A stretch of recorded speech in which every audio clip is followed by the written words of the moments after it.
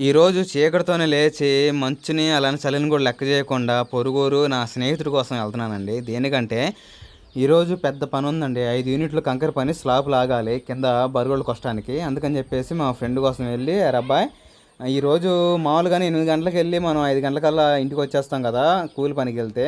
ఈరోజు అలా గాకుండా ఎండను తప్పించుకోవడానికి అలానే స్లాబ్ పని కాబట్టి మనం త్వరగా చేసుకొని రావాలి" అని చెప్పేసి 6 గంటలకల్లా ఎళ్లి ఒక 2 గంటలకల్లా ఫ్లోరింగ్ లాగేసుకొని వచ్చేద్దాము. ఈరోజు మనకి భోజనాలు గూడా నువ్వు బాధపడాల్సిన పని లేదు. నేను బాధపడాల్సిన పని లేదు. ఎందుకంటే ఇది ఈరోజు ఇంటి వాళ్ళే మనకి ఒక పార్టీలాగా ఇస్తారన్నమాట.